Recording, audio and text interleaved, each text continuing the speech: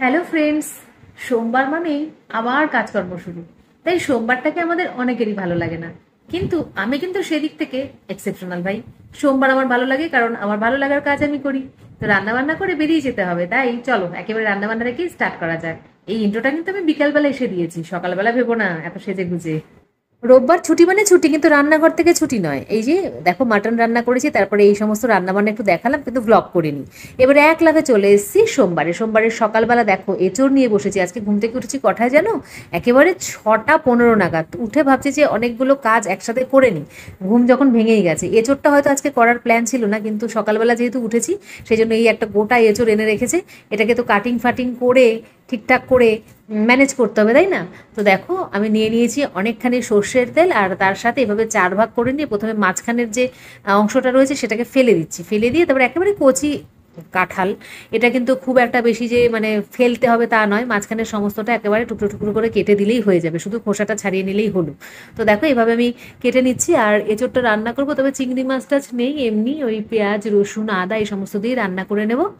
আর তারপরে আজকে রান্নার মধ্যে করব তেলাপিয়া মাছ, যেটা আজকেই সকালবেলা রাখবো, এখনও রাখা হয়নি। সকালবেলা উঠেই আজকে বাসনপত্র বার করে দিয়েছি বাইরে। কাজের দিদি আসবে একটু দেরি করে মনে হয়, কারণ কালকে যেহেতু সানডে ছিল ঘুম থেকে উঠতে একটু দেরি হয়েছে বলে দেরি করে এসছিল, মানে এসে একবার ঘুরে গেছে তারপরে আবার এসছে, সেই জন্য আজকে একটু দেরি করেই আসছে মনে হলো। আমি এদিকে কি করেছি বলতো, জল তুলে নিয়েছি, টোটাল রান্নার জল আর হাঁড়িতে ভাতের জল দুটোই তুলে নিয়েছি। আর ভাতটা আমি বসিয়েও দিয়েছি, আর পাশে ডালও বসিয়ে দিয়েছি, মানে মুসুর ডাল প্রেশার কুকারে সেদ্ধ বসিয়েছি। ওই দুখানা রান্না হতে হতে এদিকে আমার এঁচোড় কাটা পুরোটা না হলেও অনেকটাই হয়ে যাবে। এঁচোড় কাটা হলে এটাকে আমি প্রথমে সেদ্ধ করব, সেদ্ধ করে নিয়ে তারপরে তেলের উপরে ভাজবো। ভেজে আবার একটা মশলা করতে হবে, পেঁয়াজ আদা রসুন বাটা, সেটা কাঁচা লঙ্কা বাটা করতে হবে। তো সেই সমস্ত দিয়ে আমি কিভাবে রান্না করবো একটু বলে দিচ্ছি, পুরো ডিটেলসটা দেখানো হয়নি বলে। না, খুব বেশি তরিজুত করব না। প্রথমে তেল দেবো একটুখানি বেশি করে, ওই তেলের মধ্যে এঁচোড়টাকে ভাজতে ভাজতে নুন দিয়ে দেবো। ভাজা বেশ কিছুটা হয়ে গেলে এর মধ্যে দিয়ে দেবো একে একে বাটা, মানে পেঁয়াজ আদা রসুন কাঁচা লঙ্কা টমেটো আমি একসাথে বেটে নিয়েছি, সেই বাটাটা তার ওপরেই দেবো, মানে কষাবো একসাথে এঁচোড়ের সাথে। তো তারপরে কষানো হয়ে গেলে ওর মধ্যে হলুদ জিরের গুঁড়ো গরম মশলা গুঁড়ো এই সমস্ত দিয়ে ভালো করে কষাতে কষাতে জল দিয়ে ঢেকে রান্না করে নামিয়ে নেব। এই দেখো কাটা হয়ে গেল এতগুলো। তারপরে আজকে রান্না করেছি তেলাপিয়া মাছ, এই যে তেলাপিয়া মাছও হয়ে গেছে। এরপরে আমি এঁচোড়টা রান্না বসিয়েছি, মানে ভাজা করছি, দেখো তেলের মধ্যে দিয়ে ভাজা করছি। আর এই ভাজা হতেই এর মধ্যে আমি দিয়ে দেবো সেই পেস্টটা। তো খুব সহজ এবং চটপট করে রান্না করছে। এইদিকে কাজের দিদি চলে এসছে, ঘর মুছছে। এ দেখো পেস্টটা দিয়ে আমি নাড়াচাড়া করে নিয়ে একটুখানি ভালো করে আর কি কষালাম, যাতে পেঁয়াজের কাঁচা গন্ধ রসুনের কাঁচা গন্ধ না থাকে। তারপর এর মধ্যে লঙ্কার গুঁড়ো, এছাড়াও পরে দিয়েছি হলুদ গুঁড়ো জিরের গুঁড়ো গরম মশলা গুঁড়ো সব দিয়ে একসাথে কষিয়ে, যেহেতু সেদ্ধ করা রয়েছে এঁচোড়টা, সেই জন্য ঢেকে নামিয়ে নিয়েছি। ঢেকে রান্না করে এই যে রেডি হয়ে গেছে। একটু সাদাটে সাদাটে দেখাচ্ছে, আসলে এতটা সাদাটে হয়নি, বেশ লাল লালই হয়েছে। রান্না শেষ। हम निकल गए हैं हमारी ऑफिस के वास्ते, और इधर से आशीष जी का टोपी उड़ गया हवा में। অফিস করে চলে এসেছি এটিএমে, ওই এটিএম কার্ডটা অ্যাক্টিভেট করতে হবে, ওয়েট করছি। আজকে একটু তাড়াতাড়ি বেরোতে পেরেছি, সেই জন্য আজকে এই কাজটা করে নেব। ইউকো ব্যাংকের এটিএম। অবশেষে বৃষ্টি পড়ছে, বৃষ্টিতে ভিজে ভিজে বাড়ি যাচ্ছি। ছাতা আছে হাতেই, দেখো খুলেছিলাম একটু কমে গেছে, আবার পড়ছে। আর ছাতা খুলবো না, যাও জিলিপি নিলাম।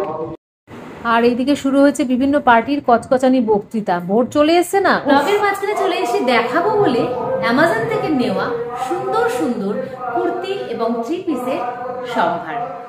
আমি প্রথমে দেখাবো যেটা পরে রয়েছি, এটা কিন্তু আগেও আমি একবার নিয়েছিলাম জানো তো। তো এত ভালো লেগেছে, এত কমফোর্টেবল, জামাটা নষ্ট হয়ে যাওয়ার পর, মানে একটুখানি ফেড হয়ে যাওয়ার পর আমি আবার নিয়েছি, মানে বলতে পারো বছর 2-1 বাদে। তো এই জামাটা অরেঞ্জের উপরে রয়েছে পুরোপুরি জয়পুরি প্রিন্ট, আর তার সাথে এইরকম একটা ওড়না, আর নিচে রয়েছে স্কার্ট। তো এই জামাটা আমার প্রচন্ড প্রচন্ড প্রিয়, ভীষণ ভীষণ ভালো লাগে, এবং যেখানেই পরে যাই সেখানেই ভীষণ কমপ্লিমেন্ট পাই। যে এরপরের যে জামাটা আমি দেখাবো সেটা আমি একেবারেই প্রথম নিয়েছি, এবং কেমন হয়েছে সেটা পরলেই বুঝতে পারবো। দেখে তো আমার দারুণ লেগেছে, প্রত্যেকটা জামাই দারুণ লেগেছে। এরপর আমি তোমাকে দেখাবো আরো 4টে কুর্তি অথবা কুর্তি সেট। চলো দেখি। বলতে পারো এই অরেঞ্জটা ছাড়া সবই রয়েছে ব্ল্যাক আর ডার্ক ব্লু। তো প্রথমে একটা ব্ল্যাক দেখাচ্ছি, এটা একটা কুর্তি ফুল কটনের উপরে ইয়েলো আর রেড দিয়ে কাজ করা রয়েছে। যখন আমি মডেলকে পরানো দেখেছিলাম, মানে অ্যামাজনে যে মডেলদের পরানো থাকে, দেখে আমার মনে হয়েছে জামাটা আমি নেব। এত সুন্দর কালারটা, আর পরলে কিন্তু সত্যি দারুণ লাগে। কোনো প্যান্ট বা লেগিংস কিছু নেই, আর সামনে গলাটা থাকে এরকম সুন্দর করে ডিজাইন করা রয়েছে। সুন্দর আর সোবার দেখতে, কমফোর্টেবল তো হবেই। তো চলো জামাটা কেমন লাগে পরলে সেটাও দেখিয়ে দিই।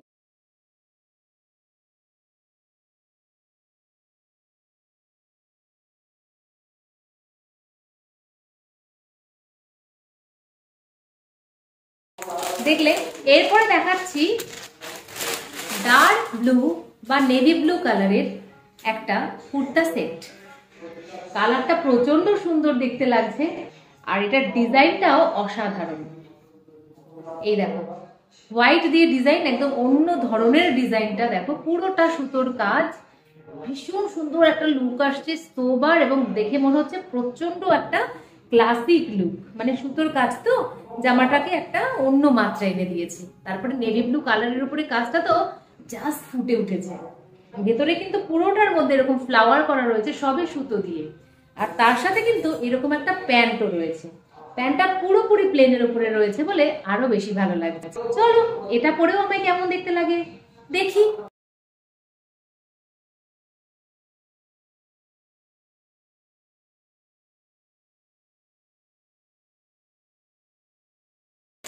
নেক্সট চলে আসছি আরো একটা ব্ল্যাক কালেকশন। দেখো কি সুন্দর দেখতে লাগছে। এটা কিন্তু সামনেটা সেই পাঞ্জাবির যেরকম ডিজাইন থাকে না, ওই ধরনের ডিজাইন, আর ফুল কটনের। হাতাটা কত সুন্দর দেখো, পুরো ব্ল্যাক না, হোয়াইট অ্যান্ড ব্ল্যাকের উপরে কিন্তু রয়েছে। আর এত সুন্দর লাগছে, একদম ইউনিক একটা ডিজাইন যাই বলো। আর এর নিচের দিকটাতে কিন্তু এরকম সুন্দর মোটা বর্ডার রয়েছে, এইরকম একটা দড়ি রয়েছে সাইডে। তো তোমাদের কেমন লাগলো জানিও, আমিও চট করে পরে দেখে নি আমাকে কেমন লাগছে।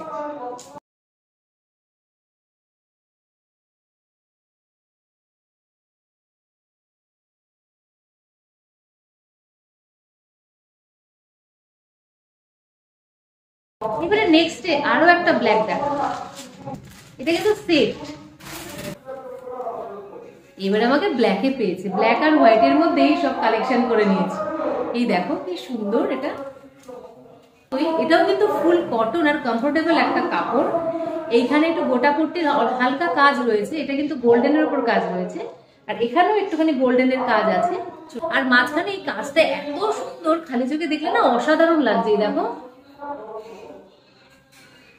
এটা কিন্তু সুতো নয়, সিলভার জড়ি, কিন্তু জড়িটা একেবারে খুব চকমকে নয়, ভীষণ সোবার। আর এর সাথে রয়েছে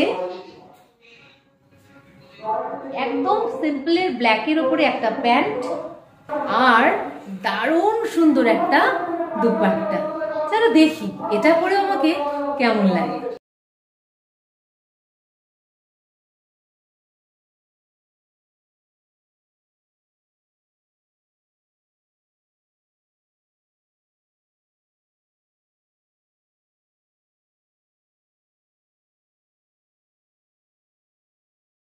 দেখলে বন্ধুগণ, এতগুলো সুন্দর সুন্দর জামার কালেকশন আবার আমার হয়ে গেল। এবারে আবার এই সমস্ত জামাগুলো আমাকে পরতে দেখবে তোমরা। আর ব্ল্যাক এর সুন্দর কালেকশন না, এছাড়া অরেঞ্জ আছে, নেভি ব্লু আছে, খুব সুন্দর প্রত্যেকটা জামা। এক্সে বার্কার এক। আর শোনো, অ্যামাজনে কিন্তু চলছে পিক সামার সেল, 1500 বেশি প্রোডাক্ট, 4+ রেটিং, আর প্রত্যেকটা প্রোডাক্টে থাকছে 50 থেকে 80% অব্দি ডিসকাউন্ট। তাহলে দেরি না করে চল আমরা ঝাঁপিয়ে পড়ি অ্যামাজনে। তো তোমরা চাইলে আমার ডেসক্রিপশন বক্সে যেতে পারো, সেখানে গিয়ে প্রত্যেকটা জামা দেখতে পারো, প্রাইস দেখতে পারো, কিনতে পারো। আমি তো বলবো এর মধ্যে থেকে একটা অবশ্যই কিনে নাও, কারণ সত্যি প্রত্যেকটা একদম চয়েসফুল। তা আজকে ভিডিওটা বড় করছি না, দেখো এসে এই যে ড্রেসটা চেঞ্জ করে নিয়েছি, প্রথমে ভিডিও বানালাম, তারপরে ড্রেসটা চেঞ্জ করলাম, মুখের যা মেখেছি, মানে ব্লু কালারের লাইনার পরেছি, আর বাড়িতে এসে এই কালারের লিপস্টিকটা পরলাম। আমি পরে গেছিলাম একটা ডার্ক মেরুন কালারের, তো ওটা তুলে বাড়িতে এসে এটা পরে ভিডিওটা বানালাম। তো এখন বিদায় নিচ্ছি, আবার দেখা হচ্ছে পরের ভিডিওতে। So bye bye, take care and love you all.